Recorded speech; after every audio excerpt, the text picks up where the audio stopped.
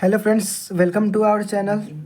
तो आज की वीडियो में हम लोग पढ़ने वाले हैं अकाउंट्स का सबसे important chapter rules of debit and credit, जिसको हम लोग हिंदी में डेबिट तथा क्रेडिट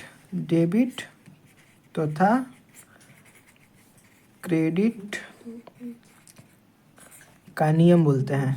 किसका नियम बोलते हैं? तो डेबिट तथा क्रेडिट का नियम।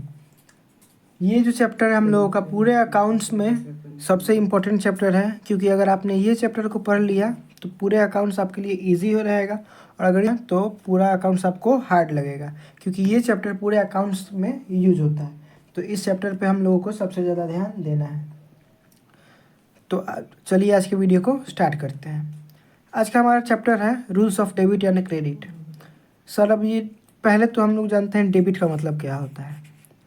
डेबिट का हिंदी होता है नाम, जिसको हम लोग डेबिट को हम लोग शॉर्ट फॉर्म में डीआर बोलते हैं, और क्रेडिट का हिंदी होता है जमा, जिसको हम लोग शॉर्ट फॉर्म में सीआर बोलते हैं। डेबिट को हम लोग क्या बोलते हैं? तो डीआर बोलते हैं, और क्रेडिट को हम लोग सीआर बोलते हैं। तो अब हम ये डेबिट और क्रेडिट आता कहाँ से है? तो हम जैसे कि जब भी हम लोग अकाउंट्स पढ़ेंगे तो अपने माइंड में एक बात ध्यान रखना है कि हम लोग एक अकाउंटेंट हैं, हम लोग मालिक नहीं हैं, और हम लोग अकाउंटेंट के तौर पे काम कर रहे हैं।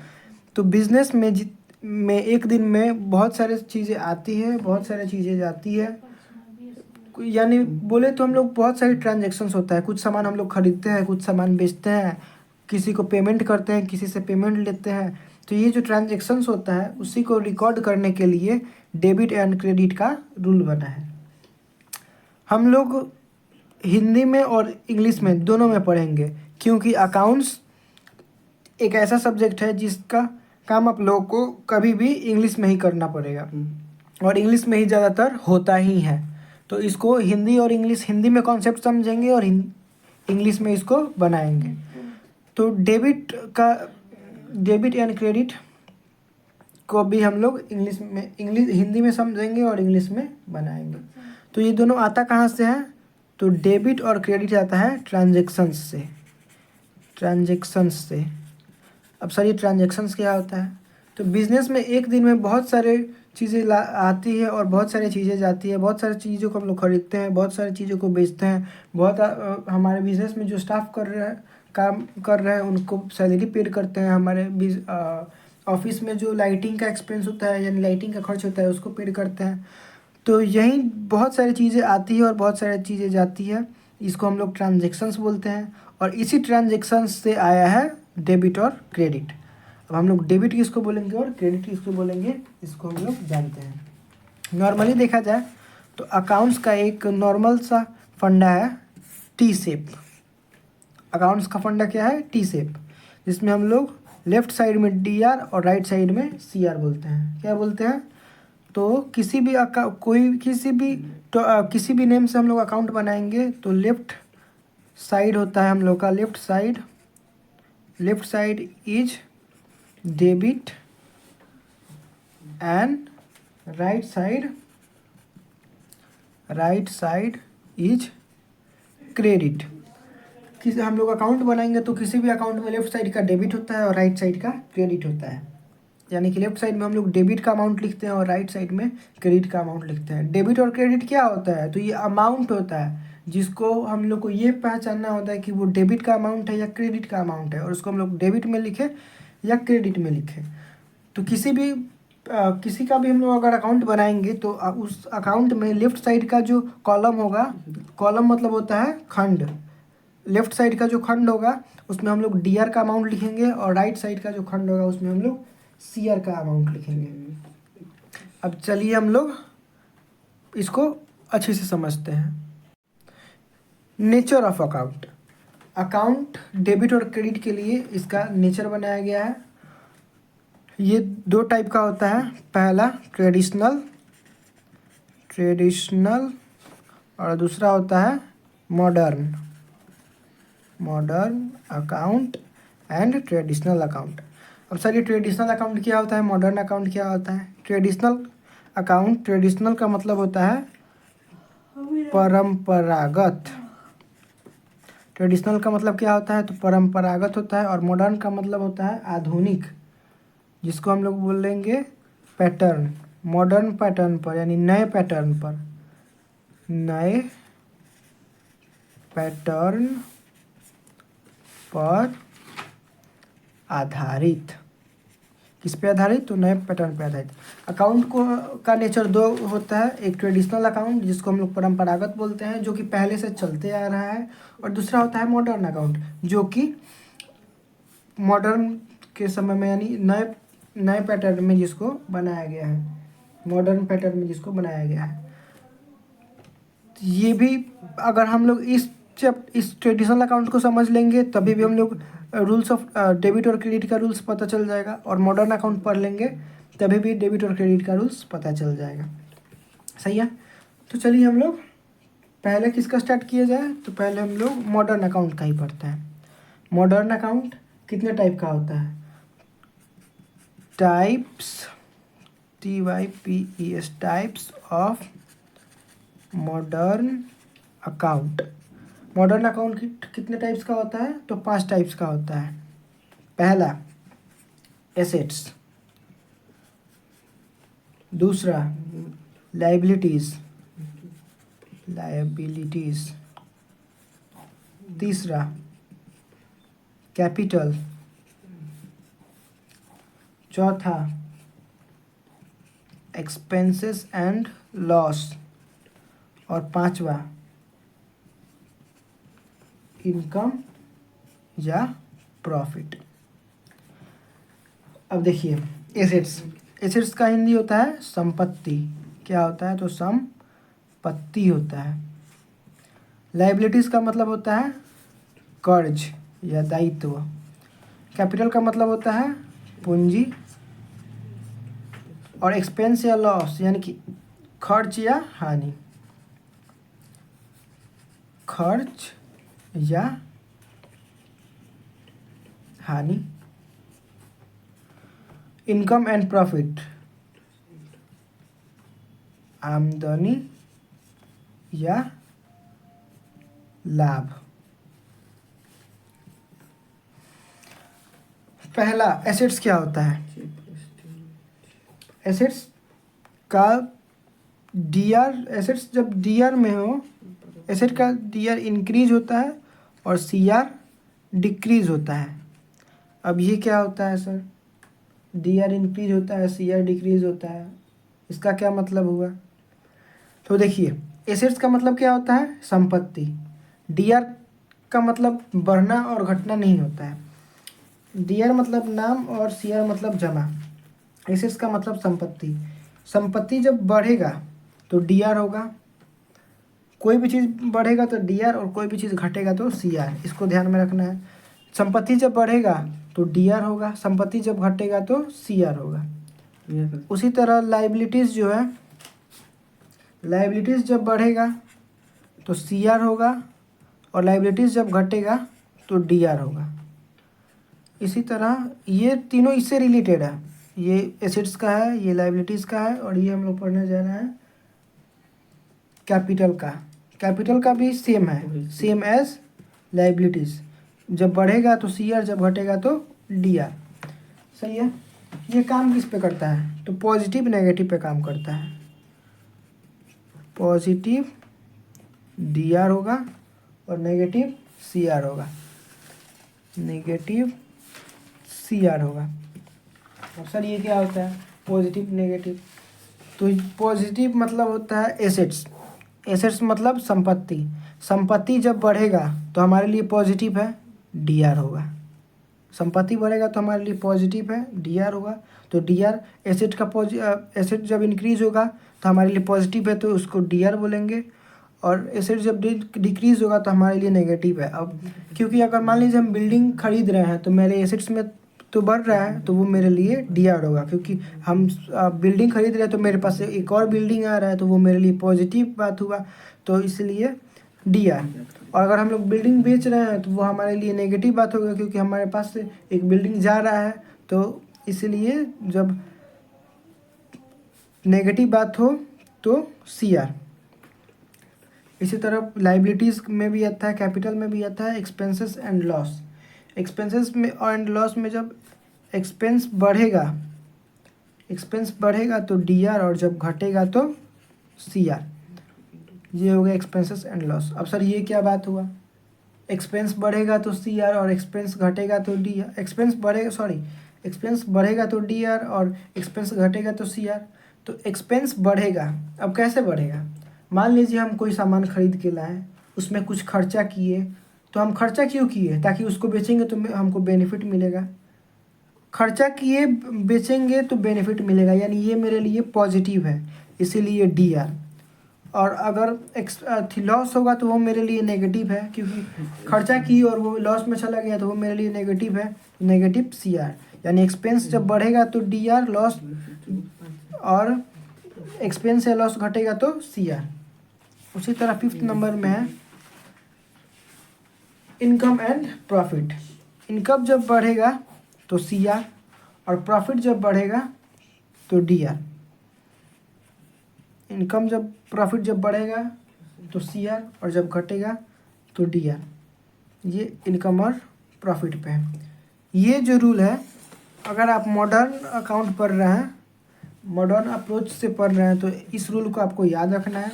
एसेट्स का डी आर बढ़ता है, सी आर घटता है। लाइबिलिटीज़ का सी आर बढ़ता है, डी आर घटता है। कैपिटल का सी आर बढ़ता है, डी आर घटता है। एक्सपेंस एंड लॉसेस का डी आर बढ़ता है, सी आर घटता है। इनकम एंड प्रॉफिट का सी आर बढ़ता है और डी आर घटता है। इसको आप लोगों को याद रखना पड़ेगा। और मैं एक बात बताऊं आप लोगों को, तो मॉडर्न पे ध्यान ना दे के हम लोग अगर ट्रेडिशनल पे थोड़ा ध्यान दे देंगे, क्योंकि इसमें कन्फ्यूजन थोड़ा आ जाएगा। तो मैं समझ सकता हूँ आप लोग नए हैं, और तो इसलिए इसमें आपको कन्फ्यूजन आएगा कि किसी में डी आर बढ़ रहा है, किसी में डी आर घट रहा है, किसी में सी आर घट रहा है, किसी में सी आर बढ़ रहा है। इसमें आप लोग कन्फ्यूज हो जाइएगा।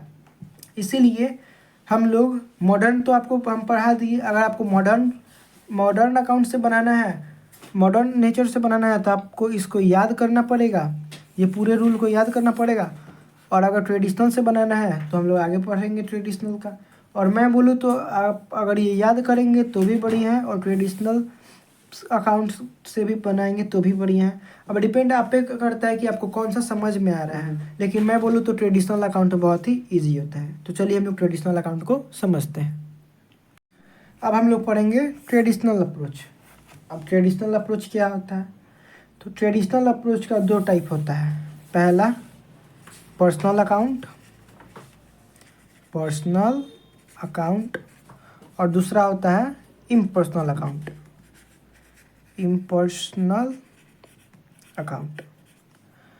अब सर ये पर्सनल अकाउंट क्या होता है और इम्पर्सनल अकाउंट क्या होता है, तो ट्रेडिशनल अकाउंट का 2 टाइप होता है, पर्सनल अकाउंट, इम्पर्सनल अकाउंट। और अब पर्सनल अकाउंट के अंदर 3 टाइप होता है। पहला नेचुरल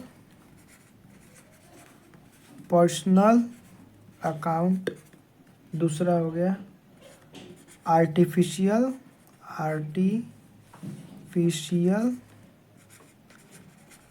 पर्सनल अकाउंट, और तीसरा हो गया रिप्रेजेंटेटिव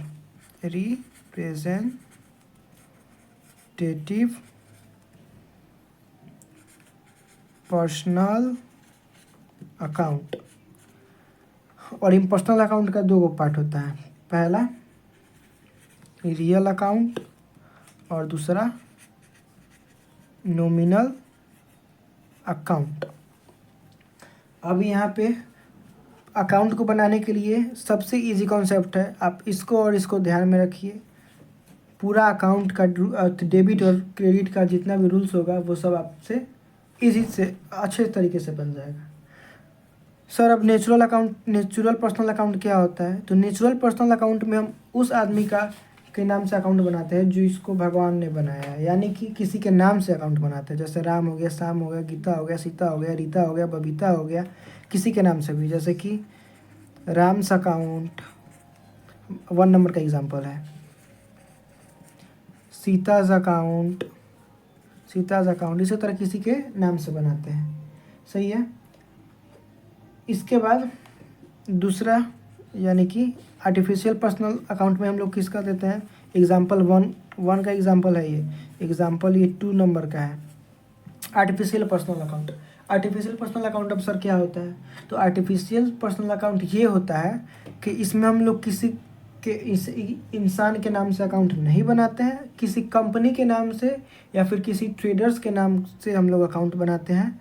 जैसे कि हम लोग देखते हैं दुकान का नाम होता है जैसे गुप्ता ट्रेडर्स, मेमर्स, कुछ भी होता है, जैसे आईटीसी कंपनी हो गया, रिलायंस कंपनी हो गया। तो किसी आर्टिफिशियल, वो रिलायंस जो कंपनी है वो तो हम लोग अपने से नाम दिए हैं ये, या फिर मैगी कंपनी है वो हम लोग अपने से नाम दिए, तो वो आर्टिफिशियल हो गया जिसको भगवान ने नहीं बनाया। तो उसी के नाम से जो अकाउंट बनाते हैं उसको हम लोग बोलते हैं आर्टिफिशियल पर्सनल अकाउंट। अब आर्टिफिशियल पर्सनल अकाउंट का एग्जाम्पल में हम लोग बात कर लेते हैं, जैसे कि फैक्ट्री का नाम हो गया, जैसे कि क्या, हाँ, रिलायंस अकाउंट, उसके बाद मैगीज़ अकाउंट। इसी तरह कंपनी के नाम से हम लोग अकाउंट बनाते हैं। थर्ड हो गया representative personal account. Example number, अब थर्ड का हम लोग एग्जाम्पल पढ़ेंगे। रिप्रेजेंटेटिव पर्सनल अकाउंट ये क्या होता है सर? तो रिप्रेजेंटेटिव पर्सनल अकाउंट ये होता है जिसमें हम लोग अकाउंट बनाते हैं उस नाम से जिस नाम से डायरेक्ट किसी इंसान का या डायरेक्ट मालिक का पता ना चले, लेकिन रिप्रेजेंट उसी को करें, डायरेक्ट में नहीं, इनडायरेक्ट के तरीके से। जैसे कि हम लोग बनाते हैं, मान लीजिए कैपिटल अकाउंट। कैपिटल मतलब पूंजी होता है, हमने पिछले में पढ़ा था कैपिटल अकाउंट। कैपिटल क्या होता है? पूंजी होता है। पूंजी मतलब क्या होता है? तो हम लोग जिस कंपनी में, जिस व्यापार में काम कर रहे हैं, उस व्यापार में पैसे की ज़रूरत पड़ेगी, और वो पैसा कहाँ से आता है? तो जो कंपनी का मालिक होता है वही लगाता है ना। तो वही जो कंपनी के मालिक द्वारा लगाया गया पैसा होता है व्यापार में, उसी को हम लोग कैपिटल बोलते हैं, और उसका अकाउंट बनाएंगे। तो कैपिटल तो है, लेकिन इसको रिप्रेजेंट किसको कर रहा है? कंपनी के मालिक को। जैसे कि outstanding rent account, outstanding rent account. और सर ये क्या होता है? तो मान लीजिए मेरा कंपनी, अगर किसी का प्रॉपर्टी है, उस पर हम अपना कंपनी या फिर हम अपना दुकान चला रहे हैं, तो उसको तो रेंट देना पड़ेगा। तो रेंट बनाएंगे, लेकिन डायरेक्ट उस आदमी के नाम से नहीं, हम लोग अपने अकाउंट में तो रेंट के नाम से ही नहीं बनाएंगे, क्योंकि जब हम लोग बोर्ड के पास भेजेंगे तो वो तो देखेगा कि किस पे कितना खर्च किया है। तो हम लोग रेंट के नाम से बनाएंगे, डायरेक्ट मकान मालिक को ये रिप्रेजेंट नहीं कर रहा है, मकान मालिक को डायरेक्ट नहीं बता रहा है, घुमा फिरा के वहाँ पे ला रहा है, इसलिए इसको रिप्रेजेंटेटिव यानी रिप्रेजेंट कर रहा है, इसके पीछे जो है उसको बता रहा है, उसी को हम लोग बोलते हैं रिप्रेजेंटेटिव पर्सनल अकाउंट। अब सर ये तो आपने तीनों का बता दिया, अब कोई ऐसा नहीं है जिससे हम लोग जो हम लोग पढ़ लेंगे और ये सब को एक साथ बना लेंगे? तो बच्चा जी बिल्कुल है, इसके लिए है गोल्डन रूल। अब हम लोगों ने पर्सनल अकाउंट का तीनों पार्ट तो पढ़ लिया, और इन पर्सनल अकाउंट का 2 पार्ट, रियल अकाउंट और एक नॉमिनल अकाउंट। सही है, यह है पर्सनल अकाउंट। अब हम लोग इसका गोल्डन रूल पढ़ेंगे। पर्सनल अकाउंट का गोल्डन रूल है, गोल्डन रूल जो हम लोगों ने मॉडर्न अकाउंट में पढ़े थे ना, एसेट्स का डीआर इंक्रीज होता है, एसेट जब इंक्रीज होता है तो डीआर, और जब डिक्रीज होता है तो सीआर। तो उससे हमको सबसे बढ़िया लगता है पर्सनल अकाउंट का golden rule, debit the receiver and credit the giver. Debit the receiver and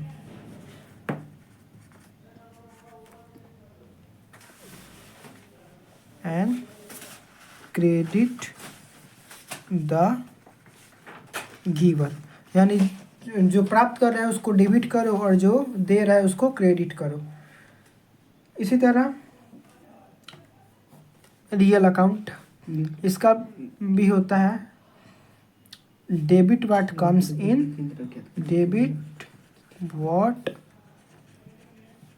comes in, credit what goes out. ये रियल अकाउंट का गोल्डन रूल होता है।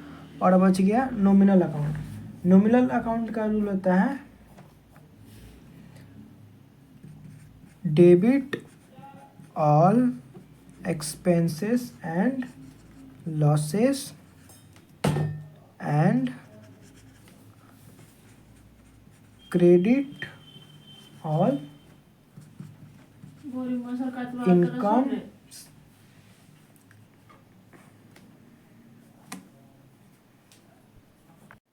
नॉमिनल अकाउंट का रूल है debit all expenses and losses and credit all profit and income. ये है traditional account का दो पार्ट होता है, पर्सनल अकाउंट और इम्पर्सनल अकाउंट। पर्सनल अकाउंट का गोल्डन रूल होता है debit the receiver and credit the giver. Real account का होता है debit what comes in, credit what goes out. और नॉमिनल अकाउंट का रूल होता है debit all expenses and losses and credit all profit and income. ये है हम लोगों का rules of debit and credit का चैप्टर। अब इसको यहाँ तक आप लोगों ने पढ़ा और इस रूल को आप लोगों को ध्यान में रखना है। और अब मैं इस चैप्टर के लिए सबसे आसान और सबसे तरीका आप लोगों को बताने जा रहा हूँ। मैंने स्टार्टिंग में ही बोला था डेबिट एंड क्रेडिट कब आता है, जब ट्रांजैक्शंस होता है। क्या होता है? ट्रांजैक्शंस होता है। सही है। अब हम लोग एक बात किया जाए। मान लीजिए ये मंदिर है। मंदिर में जिस साइड से हम लोग जाते हैं उस साइड पे क्या लिखा होता है? प्रवेश द्वार। प्रवेश द्वार। और जिस साइड से हम लोग बाहर आते हैं उस साइड में लिखा होता है निकास द्वार। द्वार। सही है। उसी तरह अगर इसको हम लोग बना देते हैं सिनेमा हॉल, तो सिनेमा हॉल में क्या लिखा होता है? जिस साइड से हम लोग अंदर जाते हैं उस साइड से लिखा होता है इंटर, और जिस साइड से हम लोग बाहर आते हैं उस साइड से लिखा होता है एग्जिट। इसी तरह अब इसको हम लोग मानते हैं रेलवे स्टेशन। तो रेलवे स्टेशन में जिस साइड से हम लोग अंदर जाते हैं, जो अंग्रेजों द्वारा बनाया हुआ रेलवे स्टेशन अभी भी भारत में मौजूद है, उसमें जिस साइड से हम लोग अंदर जाते हैं वहाँ पे लिखा होता है इन, और जिस साइड से हम लोग बाहर आते हैं वहाँ पे लिखा होता है आउट। प्रवेश द्वार मतलब अंदर आइए, इंटर मतलब अंदर आइए, इन मतलब अंदर आइए, निकास द्वार मतलब बाहर जाइए, एग्जिट मतलब बाहर जाइए, आउट मतलब बाहर जाइए। तो क्या आप बता सकते हैं कि ऐसा क्यों? जब हम लोग अंदर जाते हैं तो प्रवेश इंटर या इन ही क्यों बोलते हैं, और जब हम लोग बाहर जाते हैं तो निकास एग्जिट या आउट ही क्यों बोलते हैं? तो आपका जवाब होगा कि सर ये तो हम लोग पहले से सुनते आ रहे हैं, इसीलिए हम लोग इसको बोलते हैं जी। जहाँ पे जिस साइड से हम लोग अंदर जाते हैं उसको प्रवेश द्वार, और जिस साइड से बाहर आते हैं उसको निकास द्वार। यानी कि ये हमारे लैंग्वेज में, ये हम लोग अपने लैंग्वेज में पढ़ते आ रहे हैं। तो इसी तरह अकाउंट्स भी एक लैंग्वेज है, और इसमें अब ये हम लोग का मान लीजिए बिजनेस है, ये हम लोग का कंपनी है, व्यापार है। इसी तरह अब हम लोग इसको अपना बिजनेस मानते हैं, और ये बिजनेस में ट्रांजैक्शंस में क्या होता है? आता है कुछ और कुछ जाता है। तो उसी चीज़ को बिजनेस में जो भी चीज़ आता है उसको हम लोग डेबिट बोलते हैं। उसको हम लोग क्या बोलते हैं? तो डेबिट बोलते हैं। और जो भी चीज़ जाता है उसको हम लोग क्रेडिट बोलते हैं। बस आप यही याद रखिए, जो आता है उसको डेबिट, जो जाता है उसको क्रेडिट। इसी से आपका ये पूरा rules of debit and credit का चैप्टर कंप्लीट हो जाएगा। इस ट्रेडिशनल अकाउंट का, पर्सनल अकाउंट का गोल्डन रूल, और इम्पर्सनल अकाउंट, रियल अकाउंट और नॉमिनल अकाउंट का गोल्डन रूल याद रखिए। और ये नॉर्मल याद रखिए कि जो आता है व्यापार में उसको डेबिट बोलते हैं, और जो जाता है उसको क्रेडिट बोलते हैं। यानी आने वाले को डीआर, डेबिट का शॉर्ट फॉर्म क्या होता है? तो डीआर, और क्रेडिट का शॉर्ट फॉर्म सीआर। आने वाले को डीआर और जाने वाले को सीआर बोलते हैं। इसी से रिलेटेड अब हम लोग कुछ क्वेश्चंस करते हैं। तो जैसे कि नगद जमीन खरीदे 10 लाख का, 10 लाख का नगद जमीन खरीदते हैं। ये बात याद रखिएगा, जब भी हम लोग अकाउंट का काम कर रहे हैं, जब भी डेबिट और क्रेडिट का रूल्स होगा, ज़्यादातर आपको नगद रोककर कैश तीनों का मतलब एक ही होता है, पैसा, और इसी पे आता है। तो ये बात आप हमेशा याद रखिएगा। तो इसमें हम लोग देखेंगे, अभी हम लोगों ने क्या पढ़ा था, व्यापार में जो आता है उसको डेबिट करेंगे और जो जाता है उसको क्रेडिट करेंगे। पर्सनल अकाउंट का भी यही रूल बताता है, debit the receiver and credit the giver. तो हम लोग नगद ज़मीन खरीदे 1 लाख का, तो हम लोग ध्यान देंगे पहले नगद पे। तो नगद पे ध्यान देंगे तो यहाँ पे हम लोग सोचेंगे कि नगद यानी पैसा, जब हम लोग ज़मीन खरीदेंगे तो पैसा हमारे पास आएगा या जाएगा, पहले हम लोग ये देखेंगे। तो सीधी सी बात है, ज़मीन जब हम लोग खरीदेंगे तो पैसा जाएगा। ज़मीन क्या, कोई भी चीज़ खरीदेंगे तो पैसा जाएगा। तो पैसा हम लोगों के पास से जा रहा है, तो बिजनेस से जा रहा है, तो उसको हम लोग क्या बोलेंगे, CR, यानी कि ये हो गया CR। और ज़मीन हो गया DR, क्योंकि ज़मीन हमारे पास आ रहा है, नगद ज़मीन खरीदेंगे तो नगद जाएगा और ज़मीन आएगा, तो नगद जाएगा, जाने वाले को CR और आने वाले को DR बोलते हैं। तो इसका CR क्या होगा, नगद ज़मीन खरीदे का CR क्या होगा, तो CR होगा नगद और DR होगा ज़मीन। इसी तरह आप लोग आज बस इसका कॉन्सेप्ट करिए, कल इससे रिलेटेड कुछ मैं क्वेश्चंस करा दूंगा, जिससे कि ये चैप्टर आप लोगों को बिल्कुल क्लियर हो जाएगा।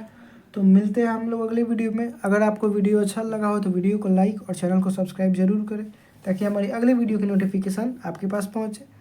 तो मिलते हैं हम लोग अगले वीडियो में, तब तक के लिए धन्यवाद।